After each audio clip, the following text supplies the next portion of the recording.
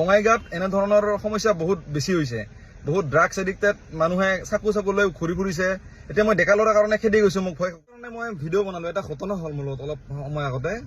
বঙাইগাঁৱৰ মায়াপুৰী টাৰ্ণিংটো এৰি য'ত মহাৰাজা হোটেলৰ এটা টাৰ্ণিং আছে যে, সেইখিনিতে এটা মই কিবা বস্তু কিনিলোঁ। বস্তু কিনাৰ পিছত গাড়ীখন যেতিয়া গাড়ীখনত আহিলোঁ, গাড়ীখন ওলাব খোজোতে মেইন ৰাস্তাত পাৰ্কিঙৰ পৰা যে এজন মানুহ আহিলে ক'লে 20 টকা লাগে। কিন্তু মই ক'লো কিয় 20 টকা লাগে? তেওঁ ক'লে কিবা তেওঁ বোলে পাৰ্কিঙৰ মানুহ, তেওঁ ক'লে 20 টকা লাগে। এবাৰ মই ক'লো তো মই নিদিওঁ, কাৰণ মানুহজনক মই কিবা পলিথিনত কিবা শুঙি থকা দেখিছিলোঁ। তো কোৱাৰ লগে দিবই লাগিব বোলে। এবাৰ মই যেতিয়া গ্লাছখন আপ কৰি দিলোঁ, গ্লাছতে দুবাৰমান ঢুকিয়ালে। তো মোৰতো খং উঠি যেতিয়া মই গাড়ীৰ পৰা নামি কিবা অলপ দম দিয়া নিচিনা কৰিলোঁ। তাৰপিছত কি হ'ল, মোক সৰু এখন চাকু উলিয়াই ক'লে মোক বোলে কাটে। তেতিয়া মোৰ খং উঠি গ'ল।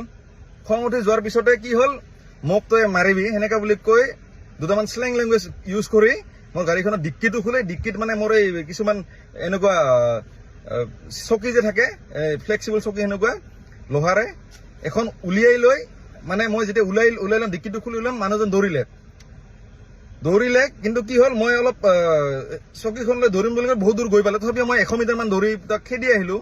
পালেতো দিলোঁ হয় কেইটামান, কিন্তু নাপালোঁ। যিহেতু মোৰ ডিক্কিখনো মই মাৰিব পাৰিলোঁ খঙৰ বেগতে, তো ঘূৰি আহিলোঁ। কিন্তু কথা হ'ল কি, বঙাইগাঁৱত এনেধৰণৰ সমস্যা বহুত বেছি হৈছে। বহুত ড্ৰাগছ এডিক্টেড মানুহে চাকু লৈ ঘূৰি ফুৰিছে। এতিয়া মই ডেকা ল'ৰাৰ কাৰণে খেদি গৈছোঁ, মোক ভয় কৰিলে। কিন্তু যদি বুঢ়া মানুহ হয় বা ছোৱালী মানুহ হয়, তেওঁলোকে এনেকুৱা বহুত ঘটনা শুনিবলৈ পাওঁ যে তেওঁলোকক এনেকুৱা চাকু দেখুৱাই কিবা দেখুৱাই তাৰপিছত বাইকৰ চিট ফালি দিয়ে। এনেকুৱা ঘটনা বহুত বঙাইগাঁৱত বৃদ্ধি হৈছে। আৰু প্ৰশাসন এই বিষয়ত কোনো বিশেষ ব্যৱস্থা ল'ব পৰা নাই, এতিয়ালৈকে আমি দেখা পোৱা নাই। কিন্তু সেইকাৰণে বঙাইগাঁও প্ৰশাসনক মই অনুৰোধ কৰিছোঁ এই ভিডিঅ'টোৰ যোগেদি। আৰু মানুহখিনিকো মই সজাগ কৰি কৈছোঁ যে এনেকুৱা মানুহক দেখা পালে আপোনালোকে অলপ হুঁচিয়াৰ থাকক। তেওঁলোকক যেনে হাত দিবলৈ গ'লে তেওঁলোকৰ চাকুৰে এটেক কৰাৰ সম্ভাৱনা থাকে।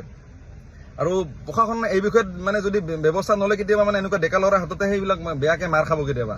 তো সেইকাৰণে প্ৰশাসনক এটা অনুৰোধ কৰিছোঁ, বঙাইগাঁও প্ৰশাসনক। এনেকুৱা ড্ৰাগছ এডিক্টেড মানুহ বঙাইগাঁৱত বহুত বেছি হৈছে।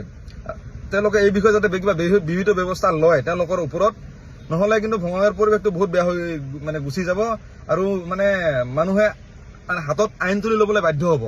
আজি ঘটনাটো হ'ল, এনেকুৱা যাতে বেলেগৰ লগত নহয়, আৰু তেনেকুৱা মানুহ যাতে এনেকৈ দাদাগিৰি কৰি ফুৰিব নোৱাৰে। বঙাইগাঁও প্ৰশাসনে এই বিষয়ে অলপ দৃষ্টিগোচৰ হওক, অলপ নজৰ দিয়ক। নহ'লে পৰিৱেশটো সাধাৰণ মানুহৰ কাৰণে ইমান ভাল হৈ থকা নাই। বিশেষকৈ বৃদ্ধ বা মহিলাৰ কাৰণে বহুত এটা বেয়া পৰিৱেশ সৃষ্টি হৈছে বঙাইগাঁৱত।